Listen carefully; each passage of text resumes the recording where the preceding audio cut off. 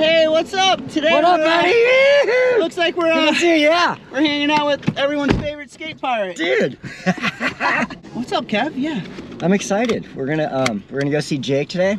Yep. I was out there a week ago, and unfortunately, they didn't get all the paints finished yet. So today, hopefully, I'm gonna have 3 different colors to choose from.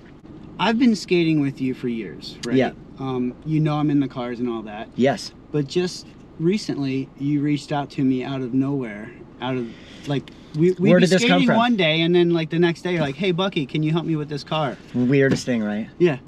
Yeah. So a long time ago, we had gotten 3 of these cars. My grandfather had gotten 3, one from my mom, one for my aunt, and one for my grandmother. What car are we talking about here? We are talking about the 1968 Mercury Cougar. And the crazy thing to me is just all these thoughts, like you said, that have gone through my head for the longest period of time, and not really knowing if this dream would ever come true. Yeah. Hanging out with you this whole time, like I just always had this thing in the back of my head, but never really bothered to ask you about it. And then finally, when it got to the point, I thought, this is going to be awesome. This is going to happen, and there is absolutely nobody better to talk to about this than you. Yeah. Which is kind of crazy because you have almost the same, if not more, love for the same car that I'm redoing right now. Yeah, and to be honest with you, it's an honor. I feel privileged that you reached out to me.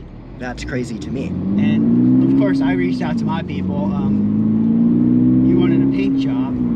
The car's in really good condition. Which is amazing. It would buff up and polish really nicely. So, with that being said, you were like, I want it painted. And I was like, wow, that's crazy. And on top of it, you're like, I want it painted flaky purple, like an 80s, 70s dune buggy. like a dune buggy. Yeah, that's what I was going for. So I was like, love it. We are gonna have a roll later today. Also, right? We're gonna go skate afterwards. Yes, yeah, dude. I haven't skated since. So we're gonna go hit up Jake and Ramona, go check on your car. Yeah. Chat it up with him a little bit, and then we're gonna go skate to these ramps. Get a little roll around.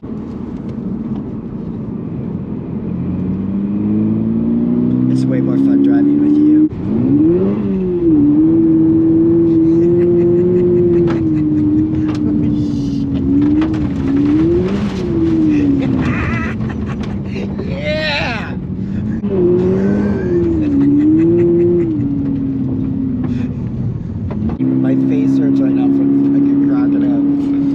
Dude, that's so crazy. Little car rips, huh? Yeah, it's so fun. All right, welcome to Ramona. There we go. Keep your hands away from the dog. Yeah, I wonder if the dog's gonna recognize me. What's up, buddy? Is that your car? No, I'm just borrowing it for like a few days. Looks like fun. What's up? Hey. Wow. That seriously looks fun. It's pretty fun. Good to see you. Yo. How are you? Good, good. What's up? What's up? How you doing? How you doing? Check out these colors, man. Good, miss you. I missed you. Missed you, Pete. That's a pico. I know. Yep, Okay. that's it. That's an easy call. Okay, It's cool. so easy. That's funny too, because I was thinking. Dude, it's so easy. Like, look at that. Dude, 70s dune buggy paint. These two are so close. Yeah. But that this one just has has a little the- bit bigger glitter, right? Definitely. And it just had a little more violet to it too. Dude, it's so good. It's a hair more violet. Which, I mean, I think darker the better. Yeah. Oh, me Then too. everything else will stand out. Yeah. Darker the berry, sweeter the juice. That's right. Oh, that looks crazy. Never seen the car deconstructed. Did I just use clothing terms? Wow. It looks a little different than last time we saw it, huh? Yeah. Wow. Dude, this is so awesome. But it's really ready for like light body work, a little bit of welding. We'll prime it. It'll be primed by tomorrow. And then it's gonna probably sit outside, let the holidays go by, let it shrink. Bucky knows how that works. Let the motor shrink. Not for like 6 months, for like 6 days. A little longer than the brat. Exactly. Yeah, right. Well, that went well. Dude, when the color's even better than you think it's gonna be, like you can't even plan things out that way. That's gotta feel good. It's insane. Like I'm kind of speechless, right? The progress. It'll be in primer tonight. So it's put it in crazy primer. to me to see that the car's disassembled, things are taken apart, and I'm blown away because I was just worried that this paint thing was going to go on for a while, and I was going to keep going. Yeah, no, that's really close, and then I was going to end up settling for something I wasn't sure about. What got you into skating? That's funny you say that, because I was having the same conversation with Ethan the other day. When I grew up in Solana Beach, California, in this little town, Whispering Palms, the dude that lived down the street from me, his name was Ted, and he was the guy that I looked up to because he had a black Schwinn bike, and he was the first dude I ever saw that had motocross handlebars on the front of it, so it looked like a motorcycle. So I had already wanted to be this dude, and if he was not out riding the bike around the street, he was pushing around on a skateboard that looked like something that you would see on the cover of the 70s magazine. Just somebody doing like a weird turn like this with their long hair flowing. Yeah. That was the guy that lived 3 doors down from me, Ted. So I wanted to be like Ted, and I wanted the motocross bike, and I wanted the skateboard. Didn't get the bike, but remember getting like a Black Knight skateboard for probably Christmas, and then maybe from a different grandparent like the following birthday. So I just knew that I had 2 of them all the time. Yeah. And this guy was kind of, our neighborhood, there wasn't a lot of kids, there was more adult people, so he was the one person, and I'm probably 7 at this point, and he's about 14. Yeah. So he was just the dude to look up to, and that was pretty much it. And it went from me mimicking him, like doing the things he did, to like me being on my knees going down the driveway, and then going, I just need to learn how to stand up. Yeah. And so it took me, whatever, the couple of days, and then I just remember the first time I rode down the little embankment and went onto the cement, and then probably started pushing Mongo directly after that. Right. And that was it. I was done. Like, there was nothing else I wanted to do but ride Ted's bike and skateboard. When was the first time you went to a skate park? Like, back then there wasn't many. Yeah, of them, so here we go. Dude, one of the best ones. No, here we go. So this is totally true. So we just, you'd have road trips. We'd always be stopping at 7-Eleven or Circle K. Right. So I would always go directly to the magazines and look at like the music magazines, or there was skateboard magazines. There was Wide World of Skateboarding, Skateboard World, and Skateboarder magazine. Yeah. And I would always go into the 7-Elevens and look at those magazines. Those were the 3 magazines I looked for all the time. Then I started looking at the photos of the skate parks. And the first skate park was Carlsbad Skate Park. Yeah. And so I got to go to Carlsbad Skate Park when I was probably 8 or 9 years old. I got to go to the park, and I remember being outside, dude, seriously, just a little kid with my fingers through the chain link fence, just going, here I am.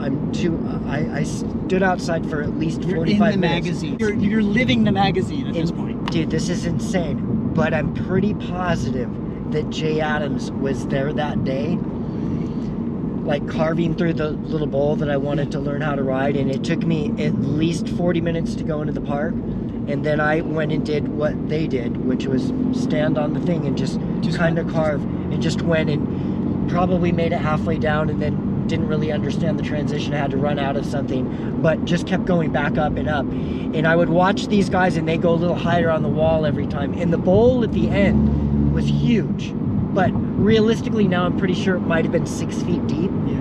But I remember Jay Adams going through doing bunny hops out of the end of the bowl, grabbing the nose and the tail. Yeah.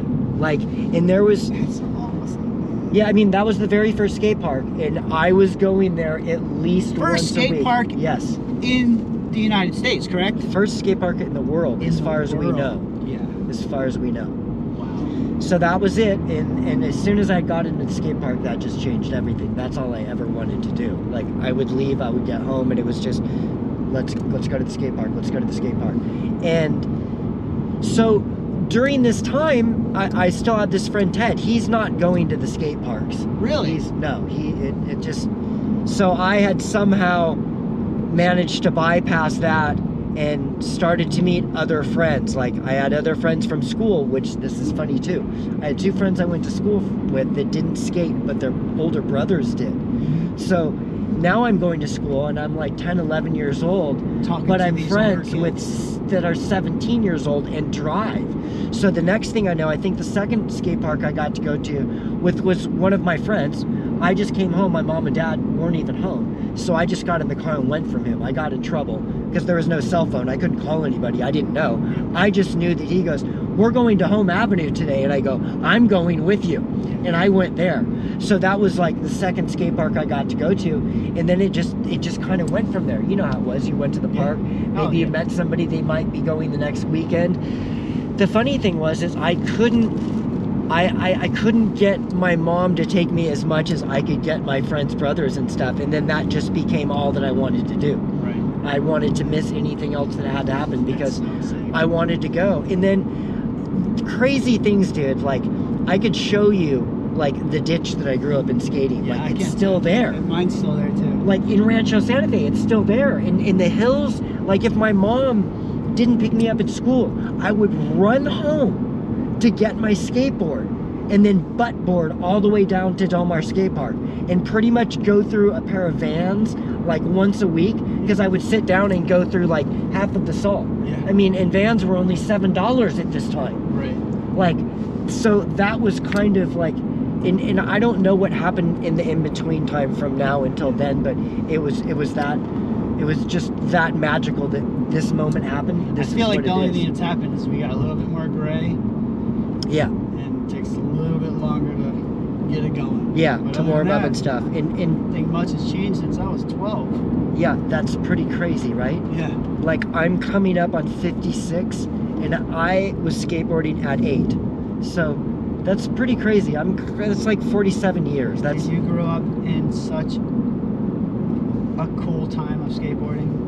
Yeah, well, it was amazing because we just, it's the same thing that you guys would say, like, oh, we just used to look at things in the magazine. You know what I mean? Yeah. Like in the beginning, and that's exactly how everything was. There was no video, there was nothing. You didn't ever, I didn't ever think that I would meet these people that I've seen in the magazines. This Literally, is a whole different thing. It's like for me, it was like as a kid.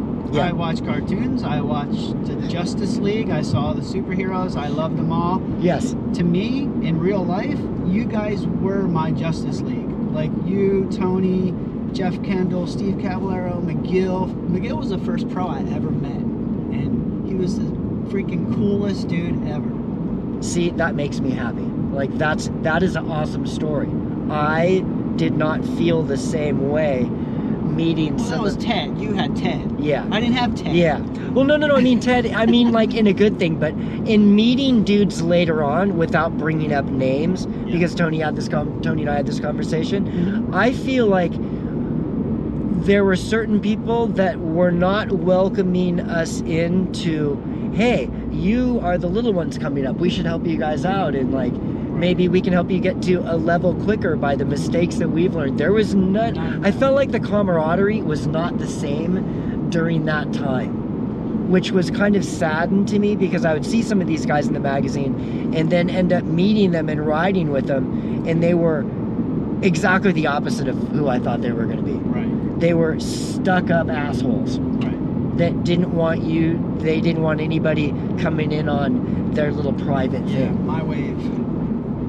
Which, that's one of the only things that's made me sad about skateboarding because It's still like that. It's still like that. There's still guys out there. And that's the part that makes me sad because I think it's way more fun to help people out, and especially if you, like, I think it's awesome for us to see the kids that we see these days that are so young, that are so good, and you have nothing but love and wanting to help them. And Dude, Mitchie Brusco, Tom Shaw. Yes. You know. Yeah. And that's so many. Right, but that's the coolest thing about it, I think, now. And you're totally that way. I see you that way all the time. I help out as much, even if I don't know you. I'm gonna help you out. Like, yeah, and think about that to any kid.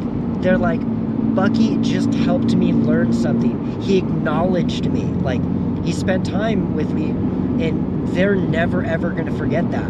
And I think that's such a that's such an awesome way to be, as opposed to, I don't like the fact that I have memories about people that I still see, and it's almost like they pretend like those things didn't even happen. Yeah, but yeah. And it's sad to me because well, as like a high kid, school. It's like the kid that teased you, and then like all of a sudden you're friends with them. Yeah. When in your adult life. Yeah, exactly. And, you know, you can forgive them for that. You know what I mean? You kind of grow older. Yeah. But it's like, in skating, it's like it's those harder. Dudes are still like that. They're almost worse. Yes, exactly. Yes, because skateboarding has gotten more popular, so they, for some reason, think that they're that much cooler, which I don't really understand. But which I mean, honestly, in the skateboard world, royalty. Yeah. Like, oh, you're so cool. Yeah. Great. You're really cool. Yeah. You're really, I mean, not really cool, but you're really good at skateboarding. Yes. You are the shit.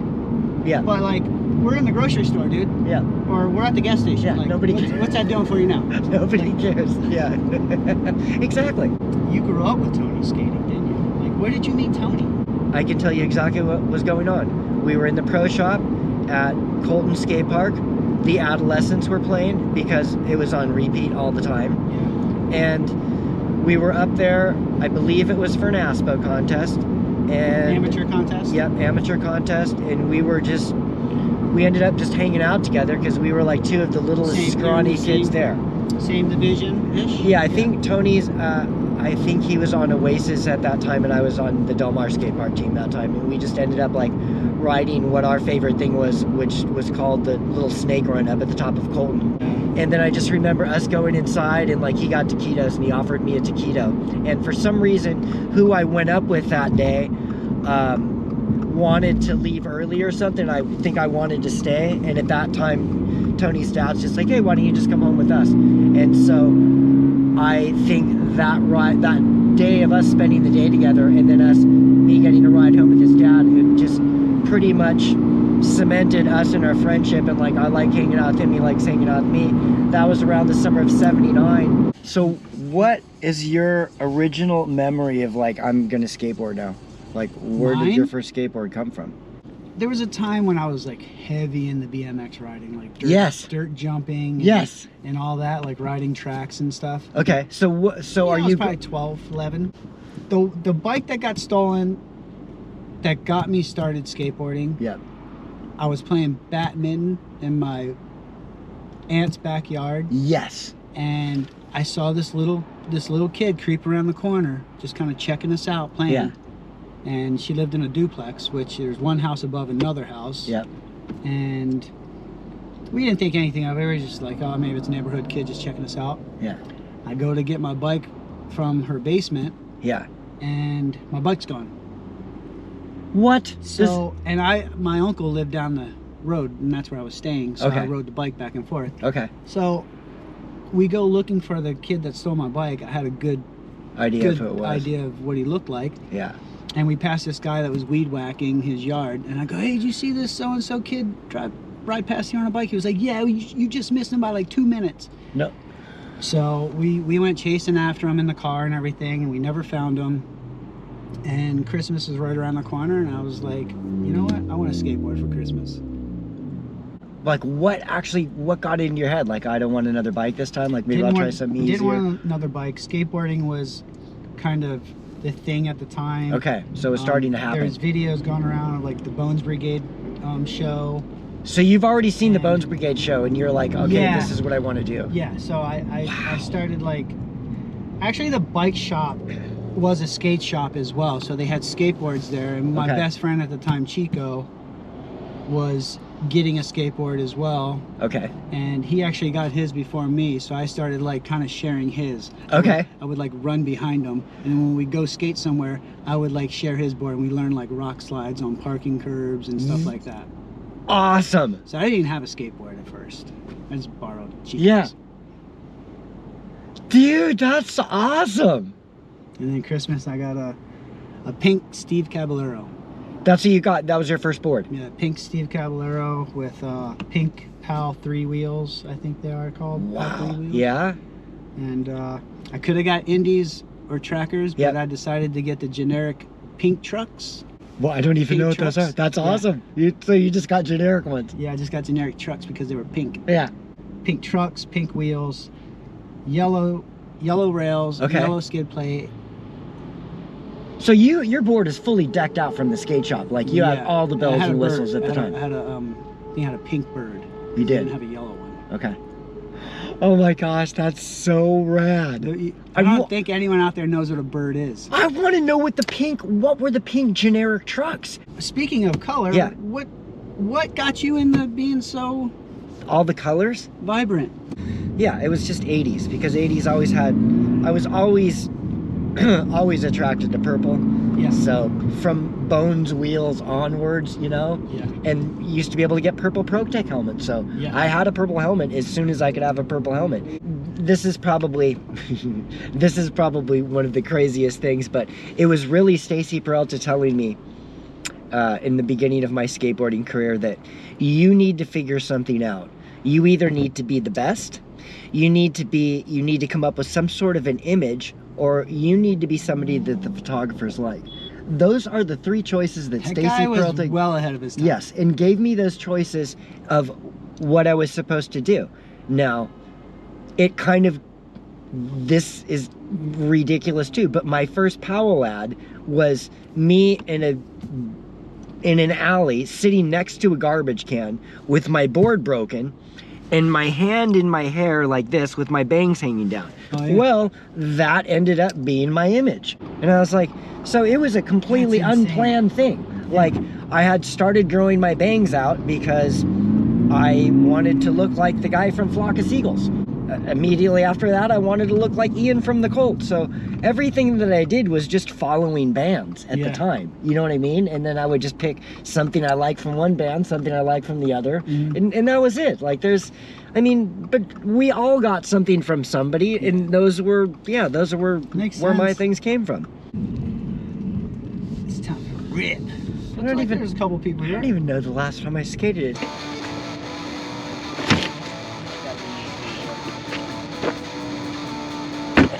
Ready to rip? Yeah, let's go skateboard now.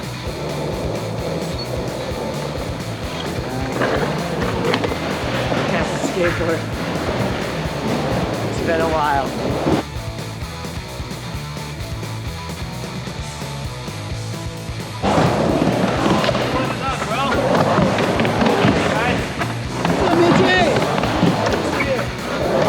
There's a GoPro. What's up, buddy? Kick turns are a little scary right now. It might have been too long, dude. But I know I can guarantee that if I come here with you, right, I'm gonna have a good time. It's gonna be fun. I just don't put any expectations on myself. Like, just come with a smile, have a good time. If the frontside grinds and the 50-50s work out, then just go on to the rest of the things that you make sometimes. But yeah, it has been a minute though. It has, and I know that feeling. Like, it feels like you're standing still, going 80. Yeah. Which is really weird. Yeah.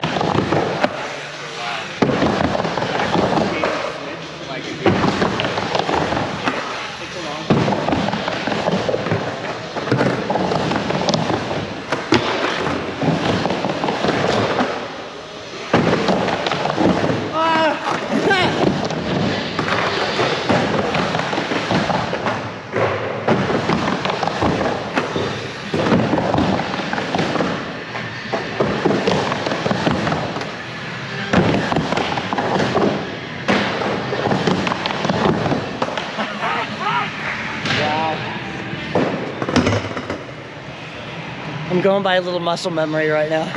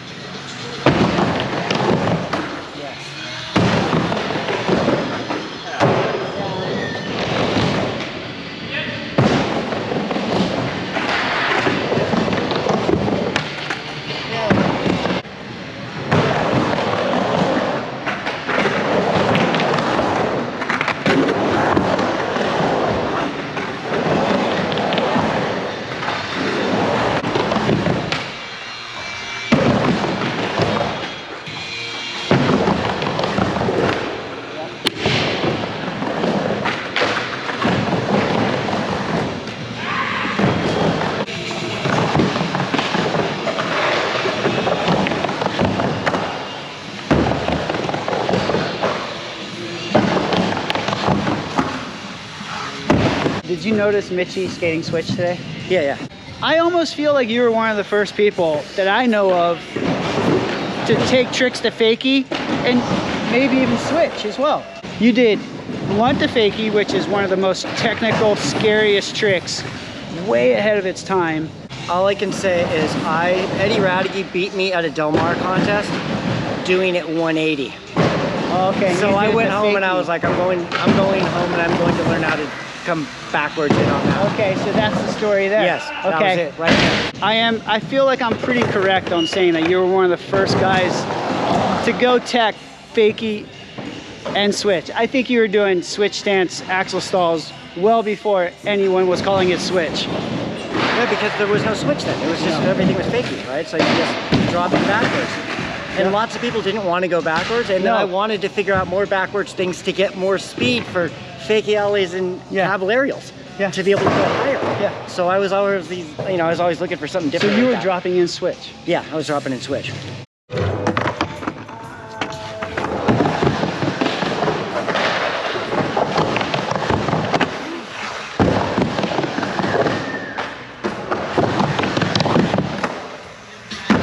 Hey Alex, you've been skating with Kevin for how many years now? Man, I don't know, like at least 10 years. What's one of your favorite tricks that he does? I saw him do a crail air earlier that caught my eye, so.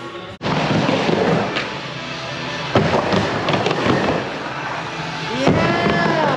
Alex, since you're so good at doing all of Kevin's tricks, we're just gonna have you do all the tricks. Rob, what do you want him to do that Kevin does? The illusion.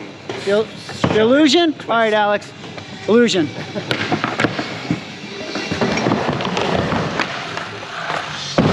Oh my God! Okay. Oh my! That was insane! That was first try on that one. Sick. One first. That's dangerous though, I wouldn't recommend doing that.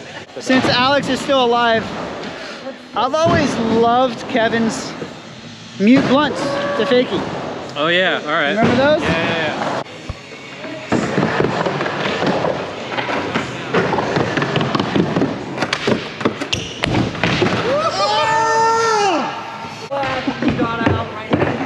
You don't know when any of that's gonna happen. You just get up there. One and done, never again. Never again after this one. I just need to do it one time. I warned you.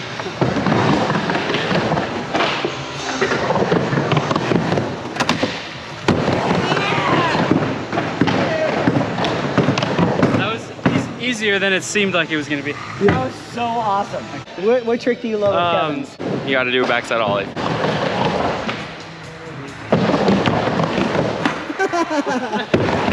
But now we're gonna ask Kevin what his favorite trick that he's done, and we're gonna make Alex do that one too. I want to see Alex do a super awesome frontside invert. I think that'd be cool. Alex, you got a frontside invert, right? I think, well, I'm not sure.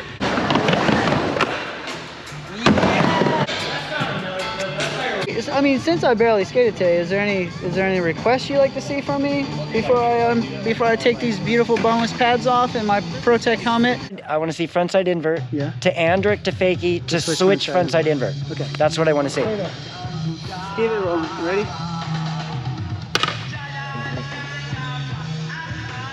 I'm going to see these right now. Did you hear my request? I said I want frontside invert, then I want Andrick to fakie to switch frontside invert. And he's like, okay, here we go. See, let's watch this.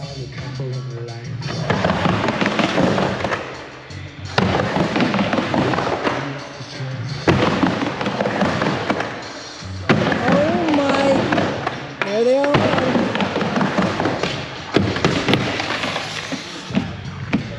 Really? Just for you. Those are all those things I just wanted. Thank you, Kevin Staab, for joining me in today's session. What an awesome day. Hope you enjoyed. Peace out.